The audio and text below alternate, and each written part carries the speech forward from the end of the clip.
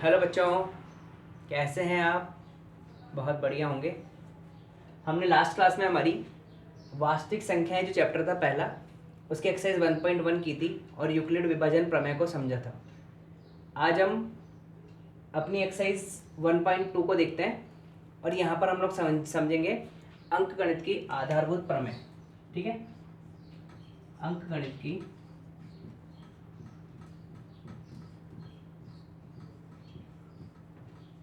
आधारभूत प्रमेय।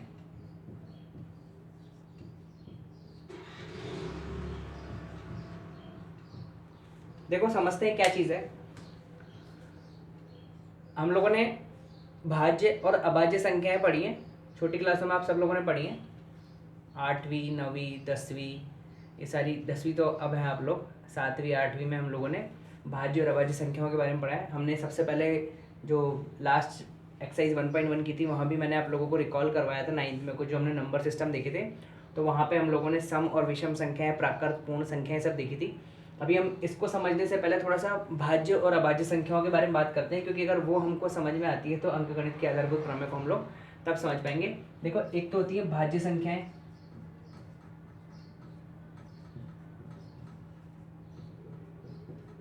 और एक होती है अभाज्य। ठीक है, अब भाज्य संख्याएं क्या होती हैं? ऐसी संख्याएं जिनमें बहुत सारी संख्याओं का भाग लगता है, जिनको हम और संख्याओं से ही भाग दे सकते हैं। जैसे मान लो 12 है, 12 को मैं 2 से भाग भी दे सकता हूँ, 3 से भी दे सकता हूँ, 6 से भी दे सकते हैं और 12 से भी दे सकते हैं। लेकिन वहीं अगर मेरी मान लो संख्या 13 है मेरे पास में, तो मैं क्या उसको 2 से दे सकता हूँ, 3 से, 6 से, 12 से, 1 से, 5 से, किसी से भी नहीं दे सकते। तो ऐसी संख्या जिसमें या तो 1 से भाग लगे या फिर खुद से 1 का या फिर 13 का ही भाग लगेगा, तो ऐसी संख्याएं जिसको खुद के और 1 के अलावा किसी और से भाग नहीं दिया जा सकता, उसको तो हम कहते हैं अभाज्य संख्याएं। लेकिन ऐसी संख्या जिसको हम 1 से, खुद से और उसके अलावा भी कई संख्याएं जिनसे हम भाग दे सकते हैं। ठीक है, तो ये भाज्य और अभाज्य संख्याएं, इनको हम कहते हैं। ठीक है, अब यहाँ पर क्या होता है, जैसे हम लोगों ने 2 से विभाजित संख्याओं के बारे में पढ़ा है कि वो संख्याएं कैसे पता लगाते हैं जो 2 से भाज्य हैं। हमको पता है कि उनके लास्ट में या तो 0 आए या 2 आए या 4 आए, 6, 8, ये ऐसी संख्याएं जो 0, 2, 4, 6 या 8 से समाप्त होती है, यानी उनका इकाई अंक 0, 2, 4, 6 या 8 हो, उसको हम लोग 2 से भाज्य मानते हैं। कैसे पता लगता है कि कोई संख्या 3 से भाज्य है? 3 से भाज्य कैसे पता लगता है? जो भी संख्या है उसके अंकों को जोड़ दो और जोड़ के हम लोगों को पता लग जाता है। अगर जोड़ने पर ऐसी संख्या आ रही है जो 3 के पहाड़े में या 3 की टेबल में आती है, तो उसको हम लोग 3 से भाज्य मानते हैं। जैसे मैंने कोई संख्या बोल दी, 258 मान लिया, 258 इनके नंबर्स का सम करें हम लोग, 8 और 5 13 और 2 15। ठीक है, तो क्या 3 से विभाजित है? हाँ, क्योंकि 3 की टेबल में 15 आता है, इसलिए ये वाली संख्या 3 से विभाजित है। चेक कर लेते हैं। देखो, 258 डिवाइड बाय 3, तो 3 8 24, 1 8 3 86 टाइम हुआ। तो यही चीज़ हम समझना चाह रहे हैं। तो अगर मान लो ये वाला नंबर 258 की जगह 257 होता, तो यहाँ पर ये नंबर क्या आता? 7 और 5 12 और 2, ये 3 की टेबल में आता है? नहीं आता। तो इसका मतलब ये 3 से विभाजित नहीं है। अगर किसी संख्या के अंकों का योग 3 की टेबल में आता है तो वो संख्या 3 से विभाजित होती है। ठीक है, 4 से विभाजन का क्या नियम है? किसी भी संख्या के इकाई और दहाई के अंक अगर 4 की टेबल में आते हैं तो वो 4 से विभाजित हो। जैसे मेरे पास लिखा हुआ है, मान लो 592, ज़्यादा से और सिंपल बना लेते हैं, 524 मान लो। तो ये लास्ट के 2 डिजिट दिख रहे हैं, इकाई और दहाई, और इसको सैकड़ा बोलते हैं, यूनिट टेंस। तो ये जो 2 डिजिट हैं ये 4 की टेबल में आते हैं क्या? 524 आता है ना, अपने को पता है। तो ये 524 भी 4 से विभाजित होगा। लेकिन वहीं पे अगर कोई और नंबर लिख लिया मैंने, 8330 मान लो, तो हमको पता है 304 की टेबल में नहीं आता है, तो ये वाला नंबर 4 से विभाजित नहीं है, लेकिन ये वाला है। तो ऐसे ही 5 से विभाजन का क्या नियम होता है? 5 से विभाजन का नियम होता है कि उसमें लास्ट में या तो 0 आए या तो 5 है, या तो लास्ट में 0 हो या तो 5 हो। तो इस तरीके के नियम हम लोगों ने छोटी क्लासों में पढ़े हुए हैं, 8वीं 7वीं क्लासों में ये नियम आ जाते हैं। अगर आप लोगों को विभाजन के नियम याद है तो ये अंकगणित के आधारभूत प्रमेय इजीली आपको समझ में आ जाएगी, और कुछ क्वेश्चंस भी हैं जो इन विभाजन के नियमों पे आधारित है। ठीक है, तो ये तो हमारा यहाँ तक का रिकॉल था। अब हम लोग इसमें आगे बढ़ते हैं। देखो, आधारभूत भाज्य और अभाज्य संख्या आपको समझ में आ गई। अंकगणित की आधारभूत प्रमेय क्या होती है ये हम लोग समझते हैं।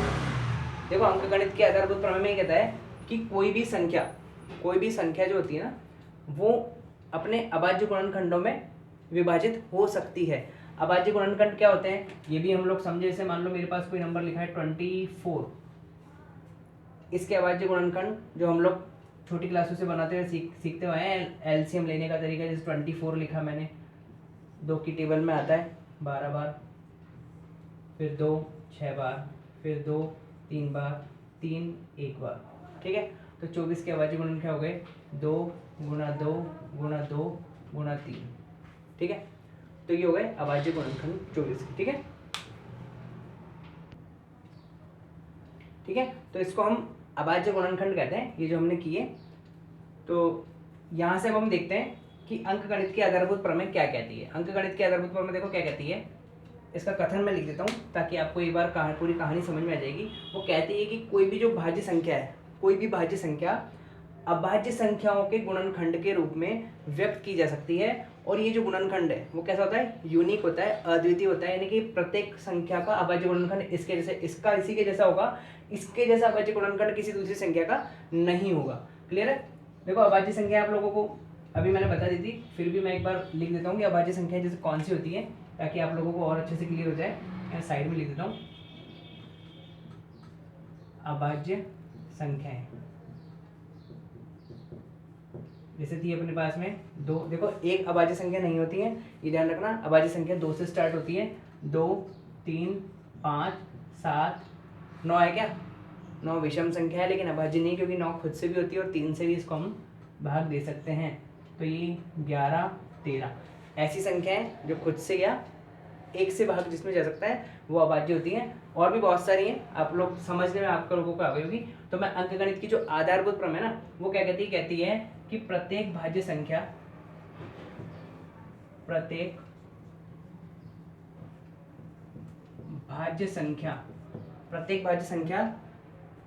को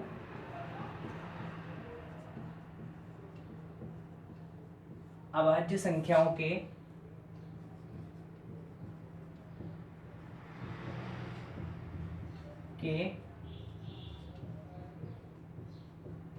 के गुणनफल के रूप में व्यक्त किया जा सकता है। ठीक है, प्रत्येक भाज्य संख्या को उसके अभाज्य संख्याओं के गुणनफल के रूप में व्यक्त किया जा सकता है। और यह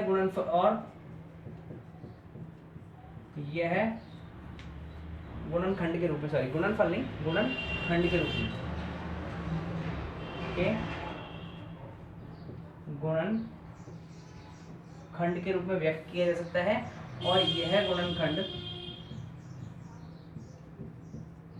अद्वितीय होता है।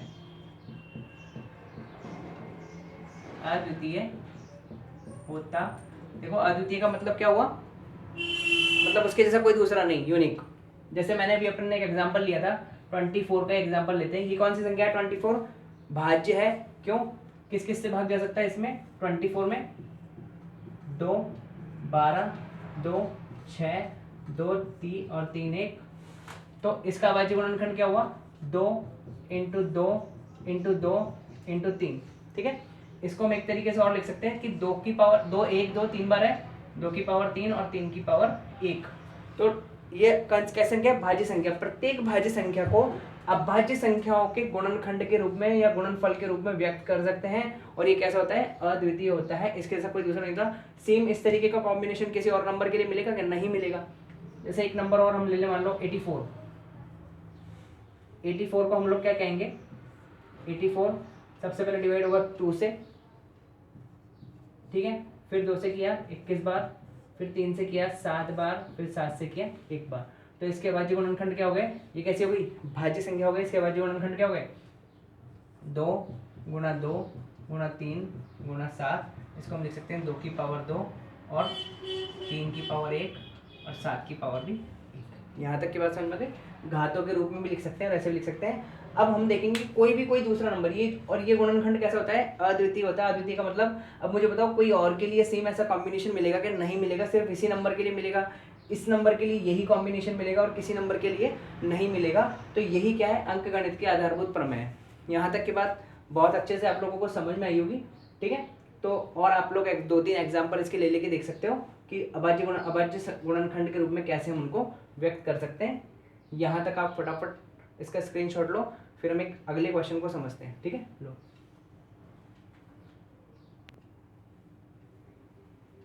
स्क्रीनशॉट ले लिया होगा, आगे बढ़ते हैं। अब देखो इसके अंदर हमारे पास में एक एग्जाम्पल दिया हुआ है आपकी बुक में कि ये अपने को शो करना है, ये बताना है कि जो 4 की पावर n है इसका इकाई अंक 0 हो सकता है कि नहीं हो सकता है। ये यहाँ पर अंक गणित की जो आधारभूत प्रमेय ना, इसको यूज करते हुए शो करना है अपने को कि 4 की पावर n शून्य पर समाप्त हो सकता है क्या। 4 की पावर n क्या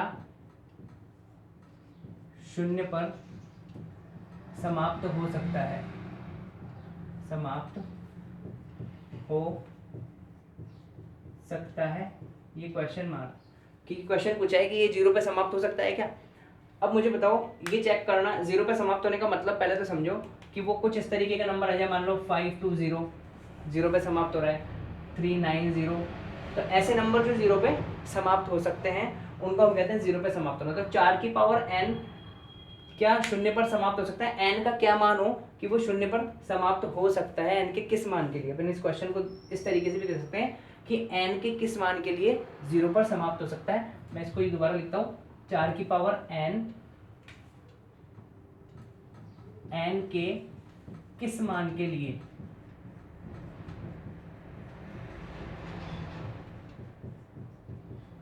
0 पर समाप्त हो सकता है, n के किस मान के लिए 0 पर समाप्त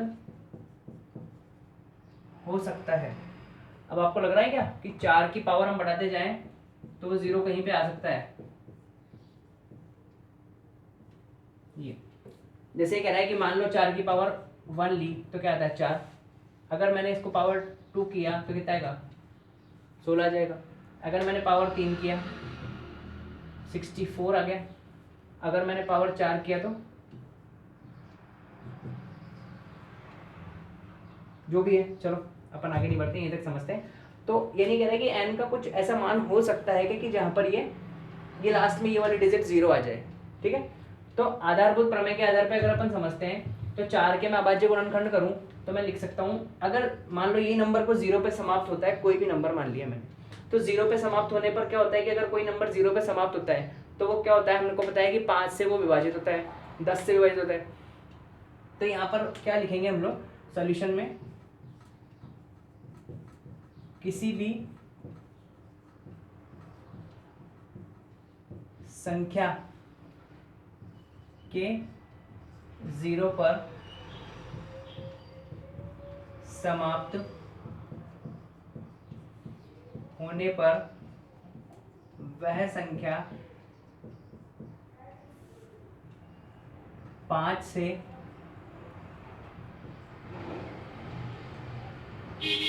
विभाजित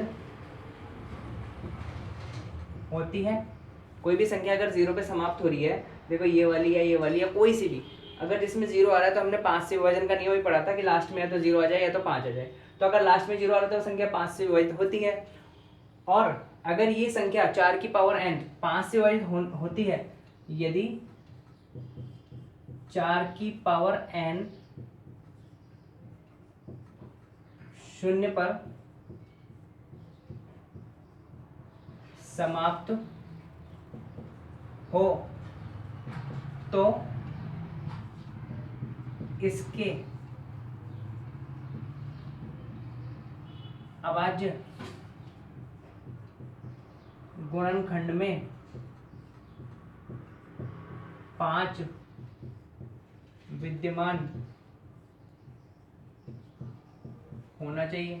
बताओ, यहाँ तक की बात क्लियर, समझ में आई? अगर ये 4 की पावर n शून्य पे समाप्त होता है तो उसको 5 से विभाजित होना चाहिए, और 5 से विभाजित हो तो उसके गुणनखंड में 5 कहीं पे आना चाहिए। तो क्या 4 की पावर n के गुणनखंड में 5 कहीं पे आता है? देखते हैं। देखो 4 की पावर n है, इसको मैं क्या 2 की पावर 2n लिख लूँ, तो इसके गुणनखंड में तो अभाज्य संख्या कौन सी आ रही? 5 आ रही है कि नहीं आ रही?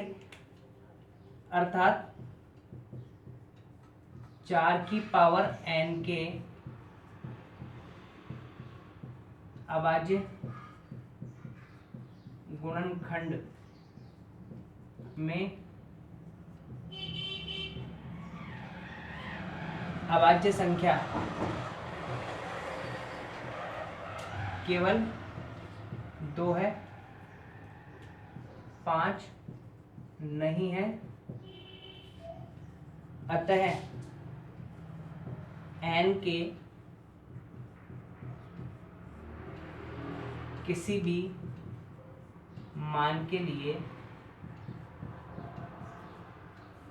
4 की पावर n के किसी भी मान के लिए 4 की पावर n शून्य पर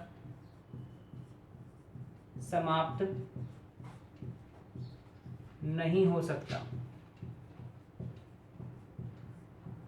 क्लियर है यहाँ तक की बात? यहाँ तक की बात आपको बहुत अच्छे समझ में आ गई होगी। और फिर भी कोई प्रॉब्लम हो तो आप लोग नीचे कमेंट बॉक्स के अंदर उसको लिख देना, आप लोगों को और समझा देंगे। बाकी यहाँ पर ऐसी कोई प्रॉब्लम वाली बात नहीं है। फटाफट से स्क्रीनशॉट लो, आगे बढ़ते हैं।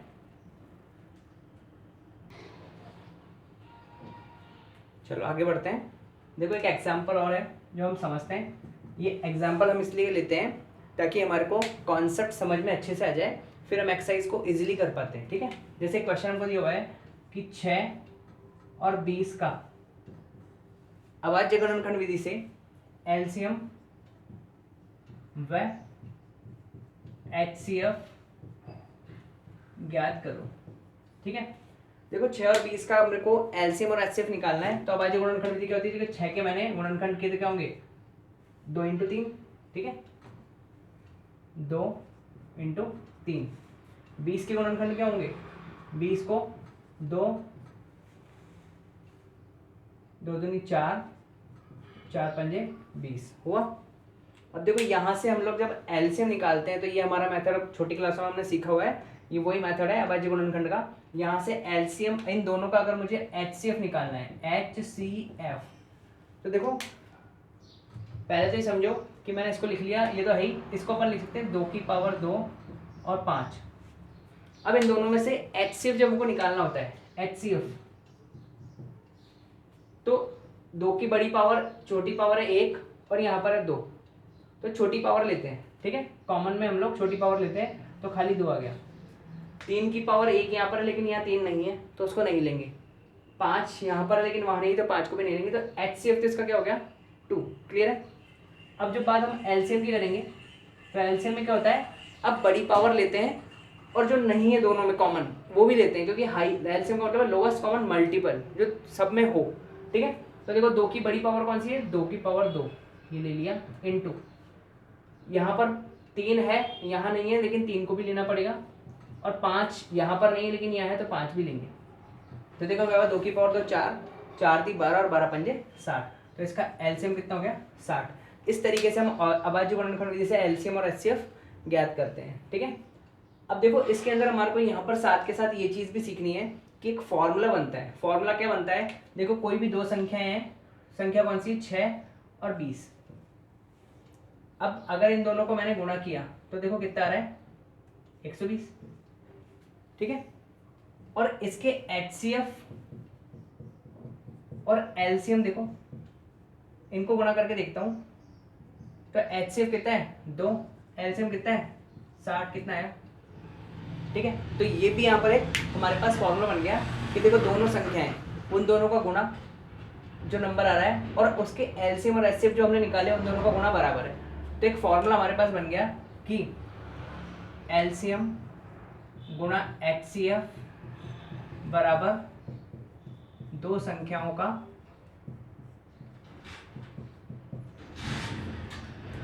गुणा, बन गया।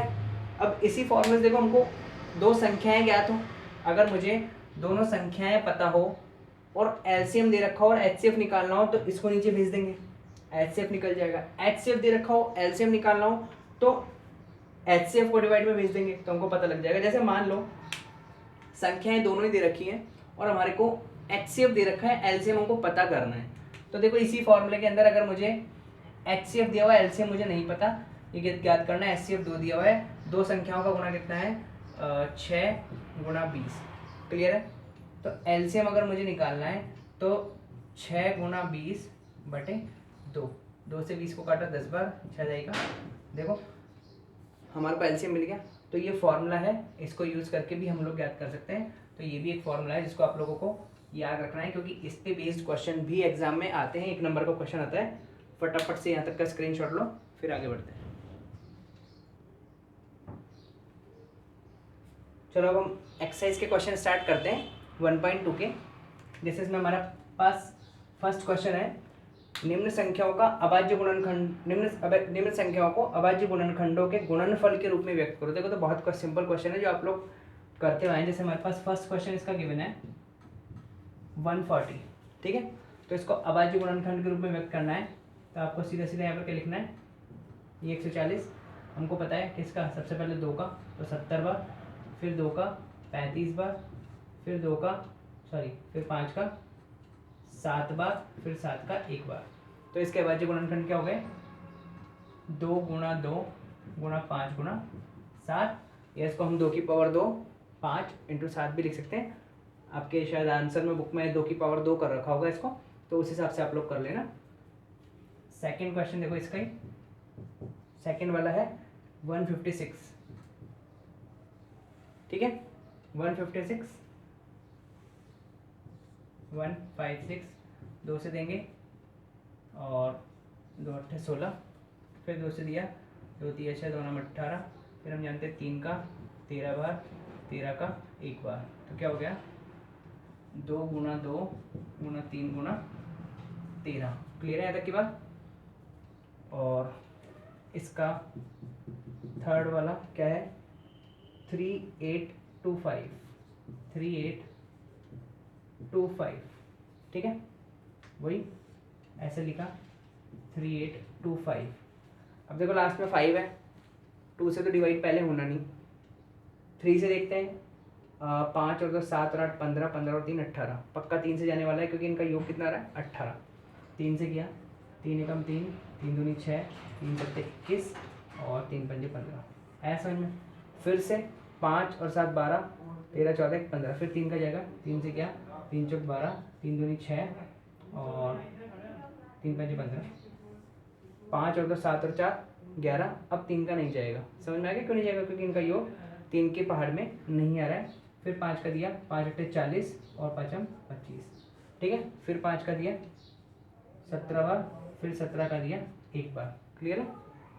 तो इसके गुणनखंड क्या हो गए 3 गुणा 3 गुणा 5 गुणा 5 गुणा 7। इसको हम चाहें वैसे लिख सकते हैं 3 की पावर 2, 5 की पावर 2, 7, क्लियर है यहाँ तक के बाद। सॉरी 7 नहीं 17, ठीक है। फोर्थ क्वेश्चन देखो क्या है 5005,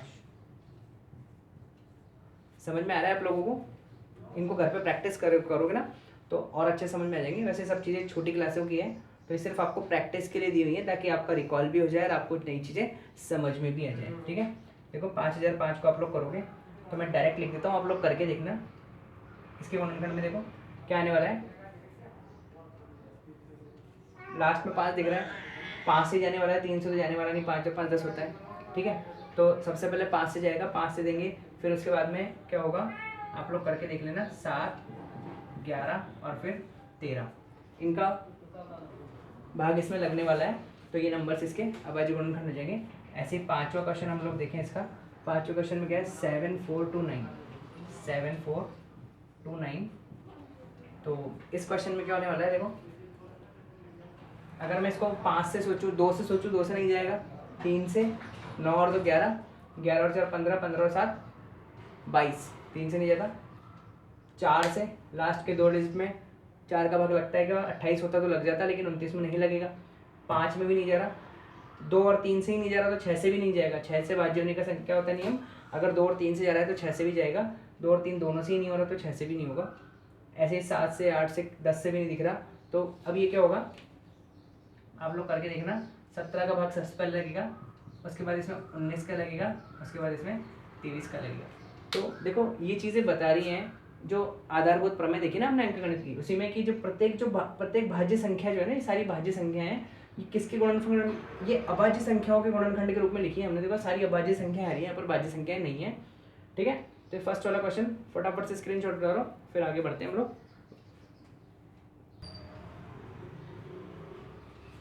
देखो मैंने सेकंड क्वेश्चन कर रहे हैं, क्वेश्चन पहले से उतार के रख लिया है ताकि हम लोगों का टाइम ज़्यादा इसमें लगे नहीं पढ़ने में बार बार। सेकंड क्वेश्चन में हमको कहा है कि इन दोनों का और इन दोनों का हमको एलसीएम और एचसीएफ भी निकालना है। और लास्ट में जो हमने एक फॉर्मूला बनाया था ना कि दो संख्याओं का गुणनफल बराबर उनका एलसीएम और एचसीएफ, उसको भी हमारे को यहाँ पर प्रूव करना है। तो सबसे पहले फर्स्ट क्वेश्चन देखते हैं। 26 और 91 है, इनका एलसीएम और एचसीएफ। देखो 26 के हम लोग अभाज्य गुणनखंड करेंगे तो 2 इंटू 13 26 होता है।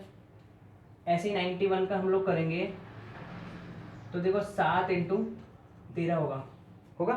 तो दोनों में कॉमन क्या है, देखो 13 है, हाईएस्ट कॉमन फैक्टर HCF। तो इसका जब हम लोग HCF निकालेंगे तो हमारे पास में क्या आने वाला है, देखो HCF बराबर 13। एलसीएम, देखो एलसीएम में मैंने क्या बताया था कि जो संख्या होती है वो सब लेंगे, 2 को भी लेंगे, 7 को भी लेंगे और 13 को भी लेंगे। ठीक है, 2, 7 और 13 तीनों को मल्टीप्लाई करो, 91 और 2 कितना हो गया 182। समझ में आया? तो ये तो हो गया इसका HCF, ये हो गया एलसीएम। अब हमारे को इसको प्रूफ करना है, ये दिखाना है कि दो संख्याओं का गुणनफल, मैं दो संख्याओं की जगह इसको ए और बी ले लूँ तो ज़्यादा अच्छा रहेगा ना। A into B is equals to HCF into LCM. ठीक है, ए और बी क्या है 26 और 91, और HCF कितना है, HCF 13 और एलसीएम में 182। तो देखो 26 और 91 को जो हम लोग मल्टीप्लाई करेंगे तो जो इन दोनों का मल्टीपल उसके बराबर आएगा। चाहे तो हम लोग करके इसको देख सकते हैं, आप लोग इसको करके देख लेना, मैं भी करूँगा तो टाइम लग जाएगा। 26 into 91 is equals to 13 into 182 करेंगे तो ये दोनों संख्याएं बराबर आ जाएगी। तो ये वाला क्वेश्चन हो गया। सेकंड, इसका ये सेकंड वाला पार्ट देखो, तो यहाँ पर ये जो कथन है ना, जो बात है ये प्रूव हो जाएगी। दूसरा देखो 510 के अभाज्य गुणनखंड आप लोग निकालेंगे, हम लोग उस तरीके से जो हमारी अभाज्य गुणनखंड निकालने की विधि है, तो उससे हम लोग जब निकालेंगे तो ये आ जाएगा 2 इंटू 3 इंटू 5 इंटू 17 करके देखना आप लोग। मैंने कर लिया है इसको पहले, इसलिए आपको फटाफट दिखा रहा हूँ ताकि आपको इजीली समझ में आ जाए। और फिर भी जो हमने जिस तरीके से गुणनखंड विधि से करते हैं उसी तरीके से इसको करेंगे तो आपको समझ में आ जाएगा। 2 3 6, 6 5 30 और 17 3 51 और एक 0 लग गया, देखो आपको दिख रहा होगा। ठीक है, 2 3 6, 6 5 30 और 30 का 3 लिया, 17 3 51 और एक 0 लगा दिया, तो ये हमारे पास 510 आ गया। क्लियर है? ऐसे ही 92 का हम लोग करेंगे तो क्या होगा, 92 2 दूनी 4 और 23 चौक 92। समझ में आया? तो ये जब इन दोनों में आ गया, अब इसका हम लोगों को अगर एलसीएम और एचसीएफ निकालना है तो देखो दोनों में कॉमन क्या आ रहा है। HCF की जब हम बात करेंगे तो यहाँ भी 2 यहाँ भी 2 यहाँ है, लेकिन वहाँ पे नहीं आ रहा और बाकी चीज़ें कुछ भी कॉमन नहीं है, तो HCF तो इसका केवल सीधा क्या गया 2 गया। जब एलसीएम निकालेंगे तो 2 की पावर 2 4, 3 भी आएगा, 5 भी आएगा, 17 भी आएगा, 23 भी आएगा। इन सब चीज़ों को जब हम गुणा करेंगे तो हमारे पास आएगा 2 3 4 6 0। ठीक है, आप लोग करके देखेंगे। आपको 2 की पावर 2 लेना है क्योंकि अब एलसीएम लेते हैं तो बड़ी पावर लेते हैं, तो यहाँ पे यहाँ से आएगा 4, 3 भी आएगा, 5 भी आएगा, 17 भी आएगा, 23 भी आएगा। इन सबको जब गुणा करेंगे तो हमारे पास में जगह, मैं इसको इसलिए ऐसे लिख देता हूँ, 2 की पावर 2 गुणा 3 गुणा 5 गुणा 17 बराबर हमारे पास आ गया, नीचे लिख देता हूँ, बराबर 23460। क्लियर है? यहाँ तक की बात क्लियर है। अब वो जो प्रूफ करना है अपने को, A into B is equals to HCF into LCM। देखो वही 510 92 HCF है 2 और LCM है 23460। ठीक है, इसका डबल कर दो, 23 का डबल कर 46,000, 23,000 का डबल 46,000, 46,000, 400 का डबल 800 और 60 का डबल 120 तो 920। समझ में आया? ठीक है, आ गया 46,920। इन दोनों को गुणा करोगे ना तब भी यही आने वाला है 46,920। क्लियर हो गई बात? तो ये हमारे पास जो ये हमको प्रूफ करनी थी बात वही प्रूफ कर दी। नेक्स्ट क्वेश्चन देखो, यहाँ तक समझ में आ गया होगा। वैसे ऐसी कुछ चीज़ है नहीं समझ में नहीं आएगी, फिर भी कुछ प्रॉब्लम हो तो कमेंट बॉक्स आप लोगों के पास है, वहाँ से आप लोग पूछ सकते हैं। ठीक है, 3, 3, 6 और 54। ठीक है, वही अभाज्य गुणनखंड। देखो अभाज्य गुणनखंड हम लोग इसका करेंगे, 3, 3, 6 को आप लोग करोगे, मैं यहाँ करके दिखाता हूँ आप लोगों को। 3, 3, 6, 2, 2 एकम 2, 2 छिके 12 और 2 अट्ठे 16, फिर 2 का गया, 2 अट्ठे 16, 2 चौक 8, फिर 2 का गया 2 चौक 8 और 2 दूनी 4, फिर 2 का गया 21 बार, फिर 3 का जाएगा 7 बार, फिर 7 का जाएगा 1 बार। तो देखो इसका क्या हो गया, 2 की पावर 4, 2 की पावर 4, 3 गुणा 7। और इसका 54 का हम लोग देखेंगे तो 2 का जाने वाला 27 में, फिर 3 की पावर 3 हो जाती है 27, तो 2 इंटू 3 की पावर 3, क्योंकि 54 में 2 का भाग देंगे 27 आएगा, 27 को 3 की पावर 3 लिखते हैं। अब इन सब में, इन दोनों में HCF देखो हाईएस्ट कॉमन फैक्टर दिख रहा है, यहाँ से 2 की छोटी पावर ले ली 2, 3 की छोटी पावर क्या है इधर 3, 2 तिया 6, 2 इंटू 3 बराबर 6। जब एलसीएम लेंगे, एलसीएम जब हम लोग लेंगे तो एलसीएम हमारे पास में 2 की बड़ी पावर 4, 3 की बड़ी पावर 3 और 7, इन सबको जब मल्टीप्लाई करेंगे तो हमारे पास में आ जाएगा 3024। क्लियर है? और वही A cross B is equal to LCM into HCF, 3, 3, 6 इंटू 54, LCM कितना 6, HCF कितना 3024, 6 चौक 24 की 4, हासिल की 2 7 12, हासिल लगी 1 7 18, 144। क्लियर है? इन दोनों का मल्टीप्लाई भी यही आने वाला है, करके देख लेना आप लोग। ठीक है, ये क्वेश्चन हो गए, फटाफट स्क्रीनशॉट लो, फिर हम आगे बढ़ते हैं।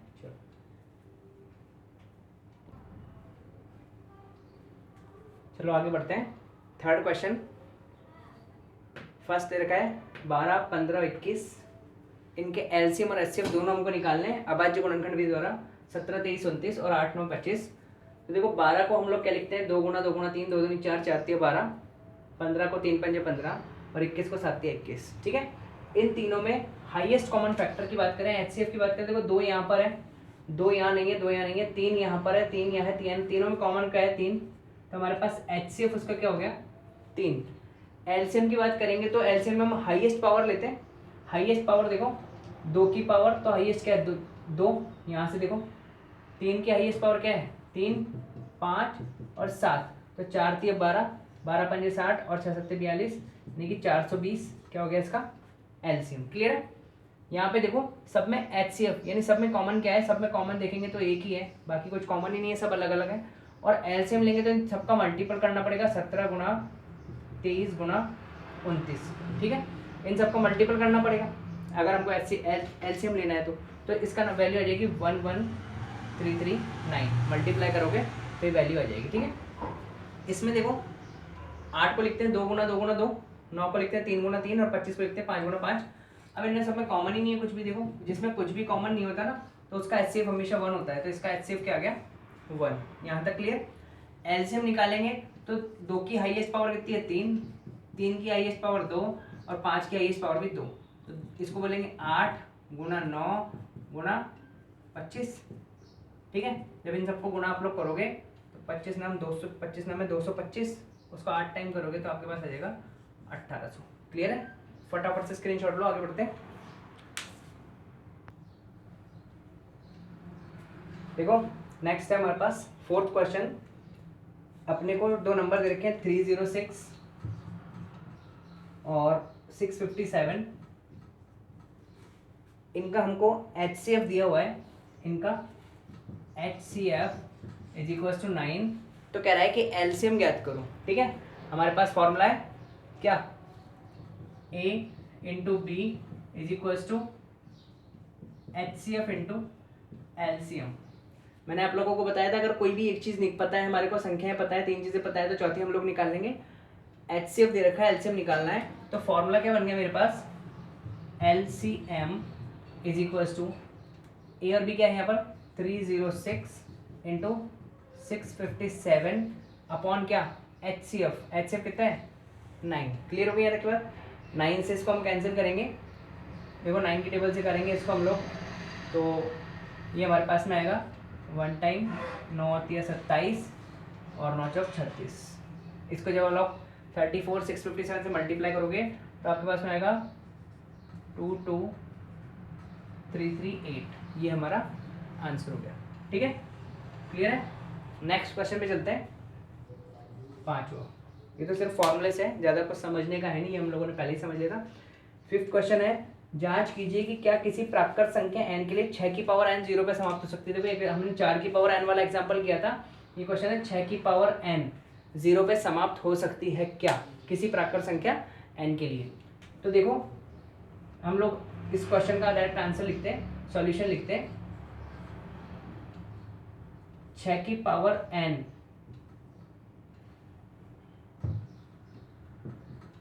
के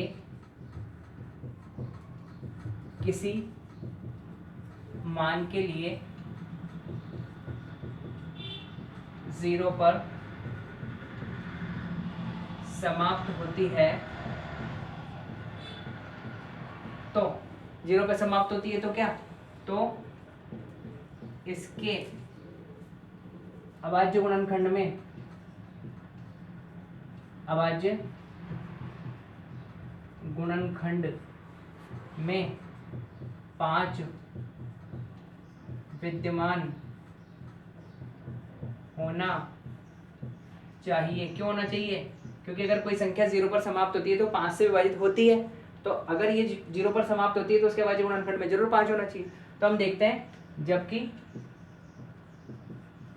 6 की पावर n बराबर हम लोग क्या लिखते हैं 2 गुणा 3 की पावर n, तो इसके अभाज्य गुणनखंड में कहीं पे 5 है क्या,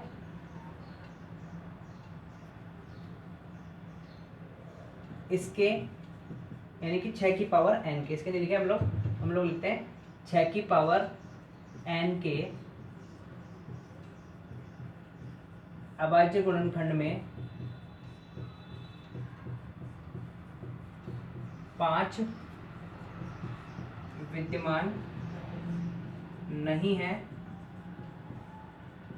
अतः n के किसी भी मान के लिए कौन सा 6 की पावर n 0 पर समाप्त नहीं हो सकता। 6 की पावर n 0 पर समाप्त नहीं हो सकता। क्लियर है। चलो यहां तक फटाफट उतारो, स्क्रीनशॉट लो, फिर हम आगे बढ़ते हैं। चलो नेक्स्ट क्वेश्चन। ये क्वेश्चन में पूछ रहा है हमारे से कि 7 इंटू 11 इंटू 13 प्लस 13 और ये 6 5 4 3 2 1 प्लस 5 भाज्य संख्याएं क्यों हैं, ये पूछ रहा है क्यों है। अब कोई भी संख्या भाज्य कब होती है, जब या तो वो खुद से या एक से ही भाज्य हो, किसी और के अलावा और भी इसके भाजक हो, यानी एक और खुद के अलावा भी और भी भाजक हो, तो भाज्य संख्या होती है। देखो यहाँ पर 13 और 13 दोनों में दिख रहा है, मैंने यहाँ से 13 कॉमन लिया, तो क्या बचा मेरे पास 7 गुणा 11 प्लस 1 बचा, तो मैं इसको क्या लिख सकता हूँ 13 11 7 77 प्लस 1, तो क्या 13 इंटू 78। क्लियर है।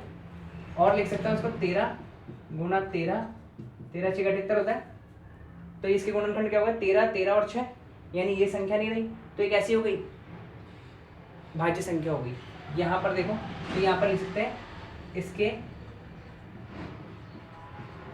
गुणनखंड, कौन से? अभाज्य गुणनखंड, इसके अभाज्य गुणनखंड, इसके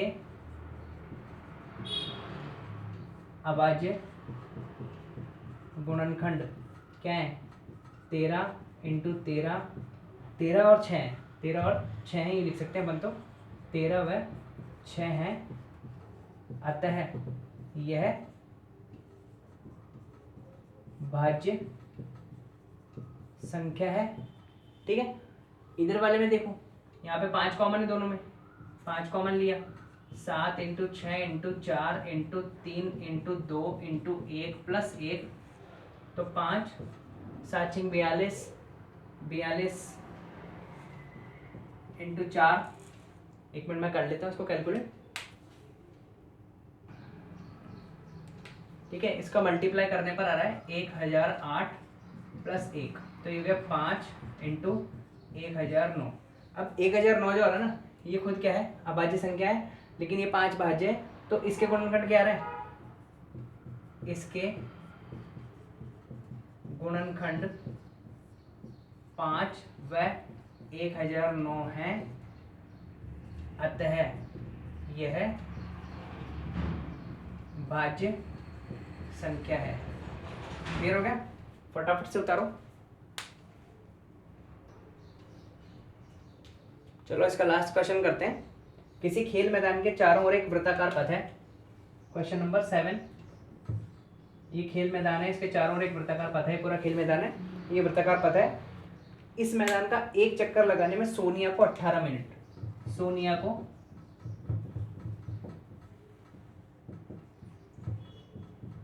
लगने वाला समय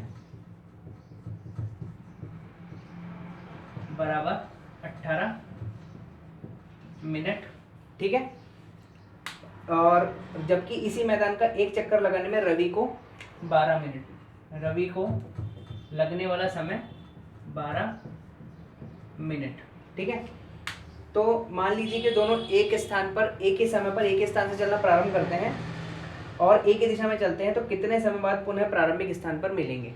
ठीक है, तो देखो इसमें करना कुछ नहीं है, 18 और 12, रवि की दौड़ अपने को पता है 4 सोनिया से तेज है, तो वो एक राउंड लगाएगा 12 मिनट में यहाँ पहुँच जाएगा, तब तक वो कहीं पीछे होगी, फिर वो दूसरा राउंड लगाएगा, तब तक ये आगे बढ़ जाएगी। तो अब हमारे को इन दोनों में एक पॉइंट ऐसे निकालना है, जब ये कितने चक्कर लगा के वो लोग मिल जाए, तो हमको इसका निकालना है एलसीएम। ठीक है, कि एलसीएम, तो हम लोगों को इनका एलसीएम फाइंड करना है, 12 और 18 का एलसीएम। ठीक है, 12 के अभाज्य गुणनखंड करें, 2 दूनी 4, यह 12, 18 के करें तो 18 को 2 नाम 18, 3 इंटू 3। एलसीएम के लिए देखो हाईएस्ट पावर 2 की, तो एलसीएम इसका क्या हुआ? 2 की पावर 4, सॉरी 2 की पावर 2 और 3 की पावर भी 2, 2 की पावर 2 होता है 4, 3 की पावर 2 होता है 9, टोटल आ गया 36 मिनट। क्लियर है? चलो ये हमारा यहाँ तक आज एक्सरसाइज 1.2 समाप्त होती है। इसके बाद हम लोग आगे बढ़ेंगे, और यहाँ तक आप लोग कर लेना। कोई प्रॉब्लम हो तो कमेंट बॉक्स में अपना सवाल देना, वहाँ से आपको आपका सॉल्यूशन मिल जाएगा। Thank you, bye bye.